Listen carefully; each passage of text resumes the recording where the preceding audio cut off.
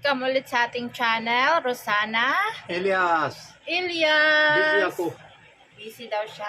Oo, Ito, fix ako. nagdidikit siya dito ng mga glue Floor kasi mat. lumilipad at saka yung mga floor mat namin, dinidikitan niya. Habang ako is nag-slice ng talong. Talong is ulam mamaya. Talong is weaving with rice. O, diba? So, salamat sa mga nanonood sa aking latest video. Ngayon naman si Elias ang magsasabi sa inyo na ano sabi? Ano gusto mo sabi ako? habang nagkakape kami, nag-slice ng gulay. Oh, gulay sa kape kami. Tapos, Ano sabi ako? Ano gusto mo? sabi ni, ano masasabi mo sa di ba wala kang balak hiwalayan yung asawa mo? Oo, matagal na. Wala kang balak. Wala. Oo. Bakit mo siya hiniwalayan? Oh, wala yan, isa lang okay na. Isa lang ako. Mahal ako, isa lang. Meron bata, meron bigay God kid, then love ako, asawa ko. That's it. Di ba Asawa, Pilipina. ang gusto ng mga kapatid mo is yung asawa mo kasi merong 30 years daw kayong nagsama. Tapos, Oh, sasama ta, okay na. Basta hindi siya gawa sa iyo arang bad, ganyan. Then di ako divorce. Basta siya gawa, hindi gawa. Maganda. Anong ginawa niya sa akin? Hindi. Sabihin mo sa kanila. Hindi maganda gawa sa iyo. Oh, kita ko isa doon, Philippine, isa matanda. Oh, gawa siya, chu, ganyan. Ano sabi? Ganyan, lagay siya, sulot, hindi basta ganyan, matay na isang tao. That ganyan, 3%. Ganyan siya gawa sa iyo. May something may ginawa daw siya sa akin. Why are you here? Nakita na niya doon sa Pilipinas ng isang manggagamot. Ginawan daw ako ng para Wala na. para maghiwalay na daw kami. Ah, Kasi gusto pa niya na diba, walay o magkabalikan kahit kayo. matay siguro, ganyan. Para maghiwalay or mamatay ako, Oo, ganyan. ganyan. Ganun. Meron ganyan. Meron lagay sila, meron ganyan, malaki, ang ano sabi? Kahoy. Ngayon ko lang din, kinalaman, guys. Alambre. Alambre? Oh, Nilagay sa? ganyan paper, ganyan. Ganyan, make hot and then lagay inside. Ay, Matay na tao. kinukulam daw ako. Di ba sa atin is manika? Kinukulam daw ako. Then ano sabi mo, that needle? Karayom? Karayom also lagay na ganyan. Ganyan lagay, then matay na tao. Ay, kinulam daw ako. Sabi niya. Dahan, matay. Dahan-dahan Ilay ba no mamatay. kalakar di oy? Ay, kaya siguro ako ngayon, malapit na akong mamamatay. Oo. Hala. Wala na sa iyo. Ubos na, meron ako kaibigan isa. Oh. Lahat alam niya. Siya nagsabi? Oo, siya sabi niya. Ito kasi malakas siya sa mga ermitanyo or mga persab nila dito. Malakas siya kasi meron siyang friend na ganyan eh. Yun, alam niya siguro na ganun. Dahan-dahan akong pinapatay. Tapos, pinatanggal mo ba? Wala. Oo, tanggal, wala na siya. Pinagamot mo. Oo, wala na siya. Wala na. Go. Kaya pala Tanggal na dati, kahit ano-anuhin ko, hindi talaga ako nakakatulog sa gabi. Promise guys, oo. Every night talaga yun. Talaga nagsasuffer ako noon. Pero ngayon, thanks kaya nakakatulog naman na ako ng slowly going bitter yung pagtulog ko. Sometimes meron na dugo. Oo. Doon baba. Oo. Dugo, hindi na stop. Sa akin? Kahit sino, pag ganyan gawa tao, meron ganyan gawa. Going, blood. Hanggang sa mamatay. Oh, Ganun pala. Alam niyo, di ba, ang kulam-kulam. Kulam yun sa atin eh. oo. Grabe galing. Ang magaling yun sila magawa dito, lalo na dito sa bukid. Alam na alam niya lalaki siya. Alam Oo, niya ang alam ano. ko na meron ako kaibigan. Anong sabi ng kaibigan mo? Sabihin mo dito. Oo, no more problem na yun. Ngayon, walang Wala na problem. problem na yun. Eh, di ba wala kang balak na sana nahiwalayan siya? Meron Kaso, siya maraming ghost. meron siya maraming ghost. Oo, Ano ba yung ghost sa Filipino ba? Sa ano? Ano ba yan? hindi ko alam ano ghost siya. Meron siyang maraming ano, mga santo-santo, kumbaga, na tumutulong sa kanya. Oo. Kahit saan meron tao, alam niya.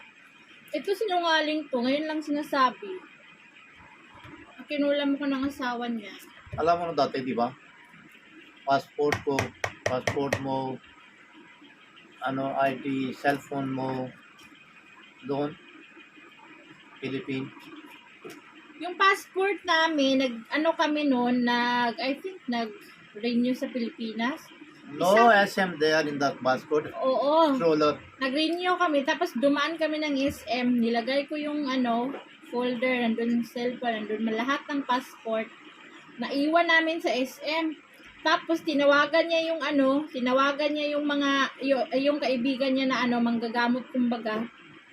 Alam niyo guys, tumawag yung tao, nandito daw yung mga cellphone at saka yung ano, yung papers namin, nandun daw sa kanya. SM doon, Bikotan. Oo. Yun, Going SM Sukat. nag-meet San sila. ko ha, SM Bikotan. Nag-meet sila. Kinuha niya. Kasi tumawag siya sa friend niya na ano, ganun-ganun. So, naniniwala sila sa mga ganyan-ganyan talaga. Okay. 100% merong Masya ko hands ko, Merong- marami gulo-gulo. merong kulam dito. Okay guys, maraming salamat po. God bless you. Watch our channel please. Unsubscribe our YouTube channel, please. Subscribe, watch. Watch daw.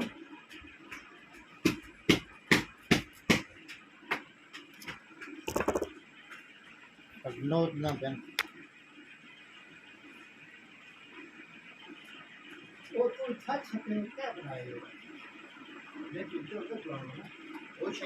Huwag mong paiyakin yan. Galit ng nanay. Ayun, narinig mo nga. Ngayon ko lang talaga nalaman niya na ano, may alambre, nakikita daw nila, may karayom, na tinutusok-tusok daw, may papel, ganyan. Hindi ba sa atin kulang yun? Ang galing. Ngayon lang sinabi sa akin, Ilyas. Malihim din tong mupong na to eh. Hindi to nag-open kasi sa akin ng mga ano, ng mga problema about mga ganyan. Hindi. Ano lang to, kalibugan lang share sa akin itong asawa kong ano, tupakin yun eh. Ang haba ng pag-a-adjust ko dito, tupakin lang. Ngayon, dagdag tuloy sa isipan ko. Ang dami kong iniisip, ito pala dagdag tuloy. Sabi ko sa kanya, halika, mag-video tayo. Sabihin mo nga, diba wala kang plano na hiwalayan yung asawa mo? Napunta tuloy dito sa usapin ito. Totoo naman talaga guys, dito ang mga tao, parang pinaniniwalaan nila yung mga albularyo, kumbaga, sa atin, yung mga nakakatanda, doon sila pupunta. Ako dati, bago ako dito, walang doktor dito. Ngayon lang naging modernized sila sa doktor na yung ganitong konting may mga abroad na umuwi at natawag yung doktor, gumagaya sila. Ngayon, doktor na sila, tapos dati wala talaga. Ano lang ang panlaban nila, dasal, tapos punta sila sa tumatanda, dasal, tapos ganunan sila. Sa atin, di ba, ganun, sign of, sa atin, touch sa atin, tapos sign of the cross. Sa kanila, ganun lang. Hawakan ka lang, tapos para bang tayhupan ka, tayhup. Meron din yan sa atin, sa mga Bisaya, tayhup, baga. Ganun, no? Ganon, meron yun sa atin.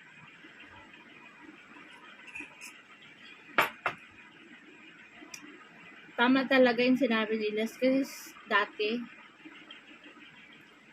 24 hours parang ang hirap ko talaga matulog, grabe. Para na akong papel noon, mamamatay na ako. Sobra.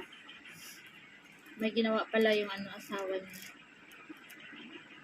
Ayun, ayaw talaga nila na maghiwalay sila. Mahal na asawa ni Elias. Kasi nga, pareho sila ng dugo eh. First cousin sila eh. Talagang ang dugo nun, magmamahalan talaga sila. Mahal nga ni Elias eh. Wala nga balak si Elias i-divorce eh. Kaso, nagpupumilit na yung babae. Kasi gusto atang may mag-asawa ata sa kanya dati. Tapos hindi man natuloy kay hinarangan nila kasi ano daw, parang nakaamoy sila na gawin lang katulong sa bahay. Malaki ang pamilya, tas maraming kalabaw. Siyempre, ang nagagatas yung mga babae dito. Hindi naman yung mga lalaki nagtrabaho sa loob ng bahay. Ang trabaho ng lalaki sa labas. Tapos, hindi natuloy yung kasal, ayun. Ngayon, ano na siya, may sakit siya sa tuhod niya, halos hindi siya makakalakad. Basta sa akin, wala akong ginawang masama. Nasa loob lang ako ng bahay, nalagaan ko yung mga anak ko. Yun, hindi ako nakikipag-away. Siya kasi hindi niya tanggap na hiwalayan siya ng asawa niya.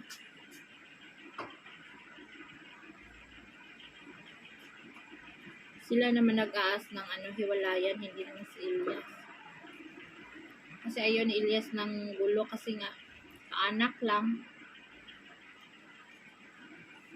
So yun. May nangyari palang ganun sa akin na hindi ko alam. While nasa Pilipinas kami Kasi nag-stay kami ni Elias sa Pilipinas mga 15 years. Kumbaga, doon kami nagtinda tapos andito siya, ganyan.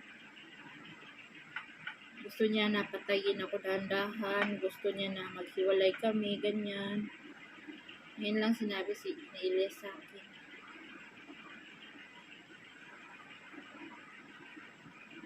Ang tawag nun sa atin is kulam.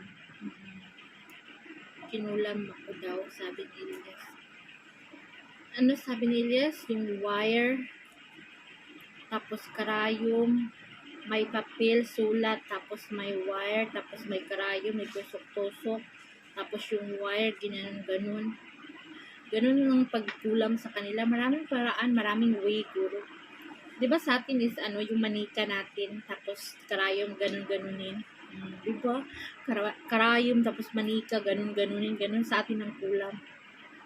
Kung ano yung sabi-sabi, totoo yun, diba? Kasi sa atin pa sa Pilipinas, kung ano yung sabi-sabi, yun ang sinusunod natin.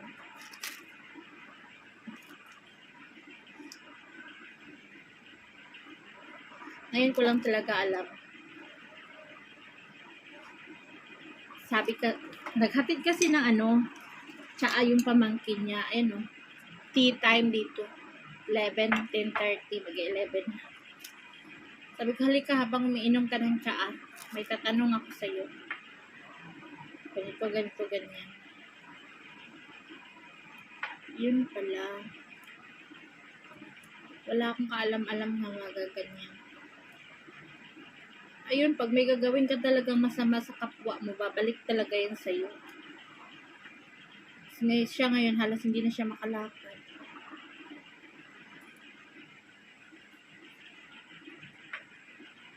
Basta ako, wala akong ginawang masama sa kapwa ko.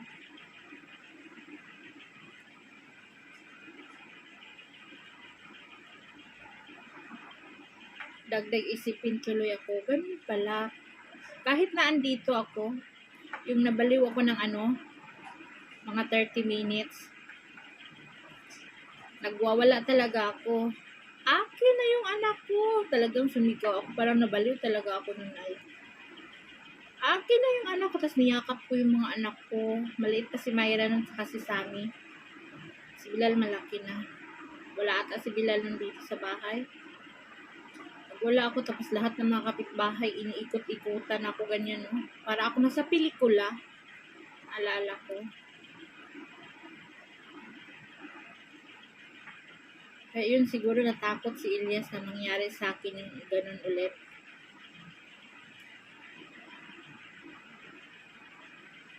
Kapag mag-away kami ni Elias, sabi ko sa kanya, sige ka. Huwag ka makinig kay. Itapon ko lahat ng mga kaldero ko dyan sa kusina, yung mga baso ko. Itapon ko talaga sa labas. Sabi ko niya, talagang kapag nag-aaway kami, ganun. Takot yun siya. Kapag nag-aaway kami, kunting sigawan, tapos tatahimik yan siya. Aalis yan siya. Kasi ang Bisaya, day, hindi magpapatalo to, day. Bisaya, day. Kaon ni Kuya suka-suka, day.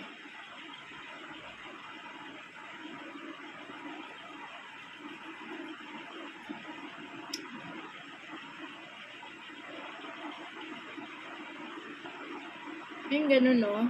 Sila naman kasi, ang unang asawa kasi ni Elias, walang problema kasi mayaman sila. Ang yaman nila, day. Ang laki-laki ng lupain nila, day. Sobra. Pag makaharvest sila dito ng palay, day, parang libo-libong sako, day. Grabe. Grabe talaga. Ang dami nilang, lawak ng lupain nila. Tapos, marami silang sasakyan. 2 ata, 3. Yung motor nila ata, 2. Tapos meron silang chicken farm, day.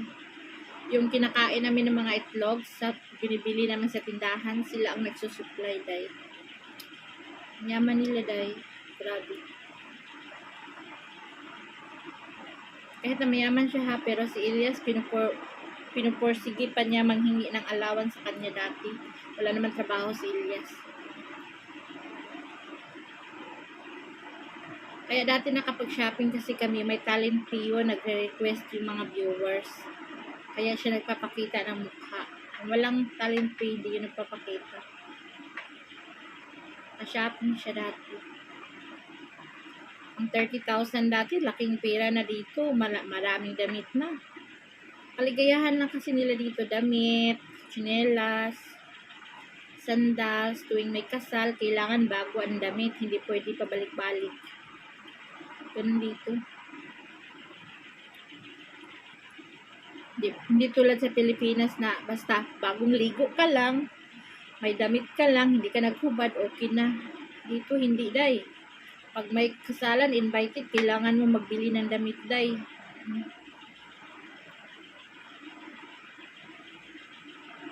Ang kasalan dito, mayaman sa mayaman.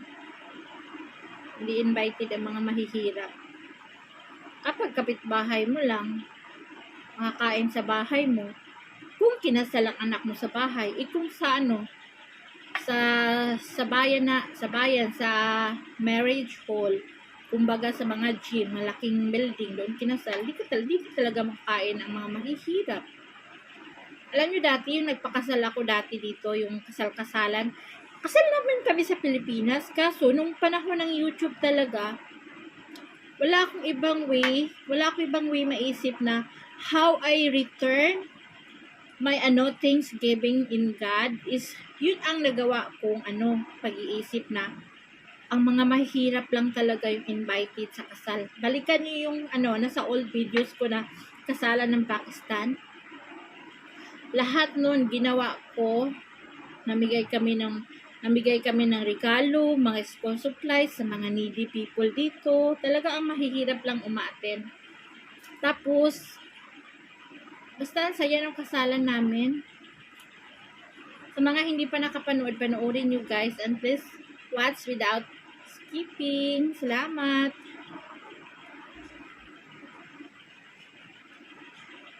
May natutunan ako sa videong ito ngayon.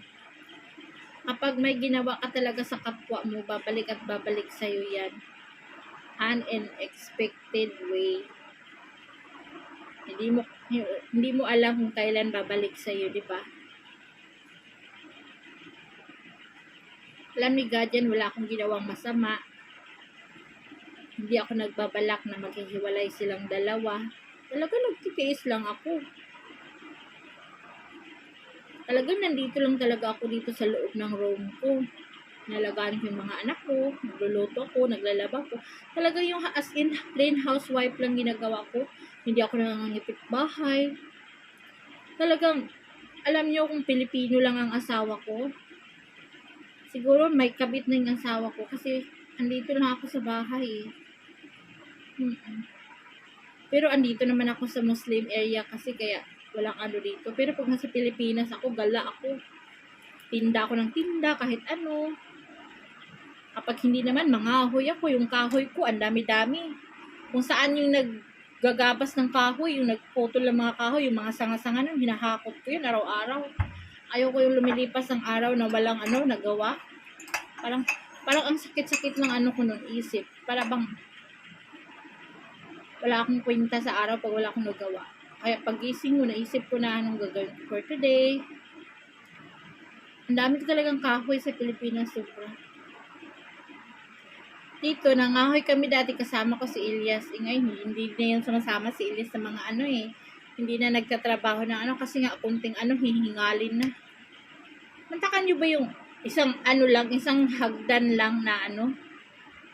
Pag ano yan sa taas, hingal na yan. Grabing hingal na niya. Kaya, hindi na ako maakyat sa bukid kasi hindi ko na baka ako, doon pa atakihin. Mahirap na. Dati marami akong kahoy dito na iipon. Ako lang kagagawa niyan. Ay, hindi na ako maakyat kasi takot ako sa ahas. Sa gabi nga, naglalakad ako, makikita ako ng mga ahas. Diyan lang yung nilalakaran ko, walang mga ano na ha. Ano pa kaya doon sa bukid na masukal na? Tiguang na rin ako.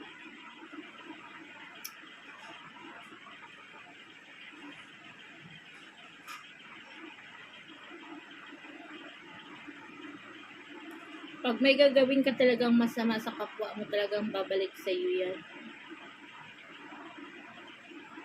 Nagkita kami one day, ay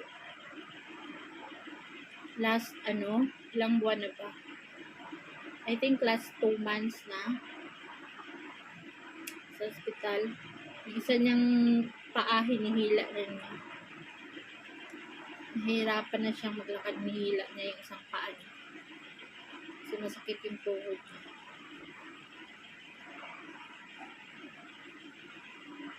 Wala, dasal lang ako na God, give me long life for my kids. Habang ano maliit pa sila, saka mo na ako kukunin kapag may sarili na silang pamilya, isa-isa. Nakikita ko na okay sila, hindi sila sinasaktan ng mga asawa nila. Kasi kapag sinasaktan sila ng mga asawa nila, ako magsasabi, hiwalayan mo yan. Anong purpose? Hindi nga ako sinasaktan ng mga papa niyo, kasi kayo sasaktan lang kayo ng mga asawa niyo. Ay, ganun. Babae lang naman sa akin. Uy, isa lang naman. Si Samir at saka si Bilal, ano dyan? Matapang pag mga lalaki. Pag babae talaga, no? Kawawa tayo. Nandyan yung isang ano ka lang, tiklop ka kaagad, isang sigaw ka lang, hay! Hay! Tiklop ka kaagad, tutulo agad yung mga luka mo.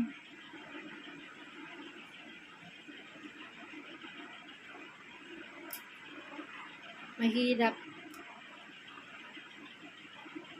Pero kakayanin. Kakayanin ko ang buhay na ganito.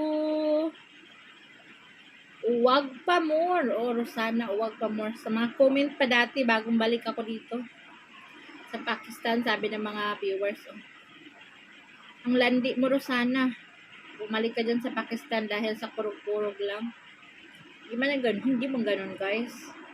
Hindi man ganun mga sisi. Hindi man ganun mga pari. Ang sarap, ang bilis magbitiw ng salita kasi wala kayo sa sitwasyon. Pero kapag kayo nasa sitwasyon, ang hirap magbalansi, ang hirap magdesisyon, ang hirap kung saan saan ka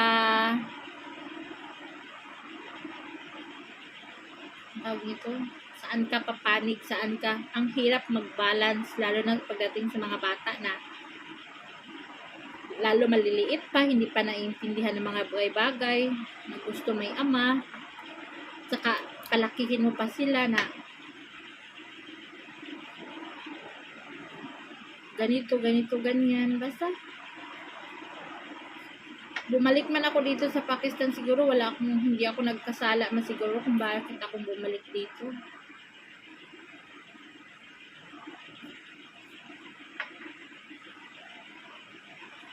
Unang reason nun sa mother-in-law ko, namatay na yung mother-in-law ko, sabi pa sa comment, so, sana bumalik ka na sa Pilipinas, namatay na yung mother-in-law mo, nanay mo naman ang alagaan mo.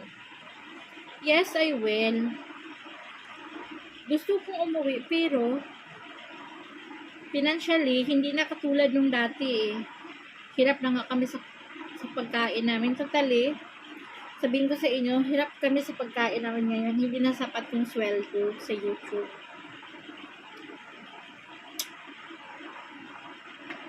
Kung ano lang ang meron, kung kailangan mag-ulam ng mantika, mag-ulam ng mantika.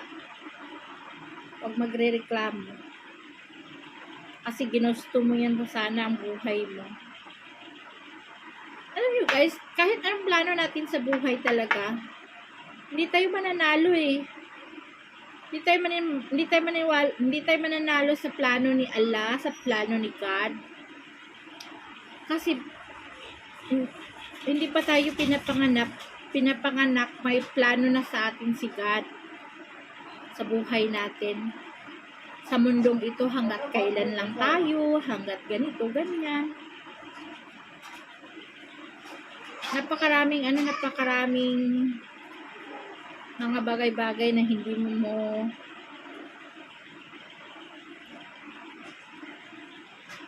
kailangan mong iwasan, pero talagang mangyayari, talagang that's for you. Oo. So, yun na guys. Magluluto na ako kasi 11:30 na. Dating na yung aking estudyante. Thank you for watching. Salamat. Subscribe our YouTube channel, Rosana Ilyas. Subscribe our YouTube channel and please subscribe. I do for watching. Salamat sa mga OFW. Thank you so much. Salamat sa mga Pakistani girlfriend, boyfriend. O, diba? Love you all.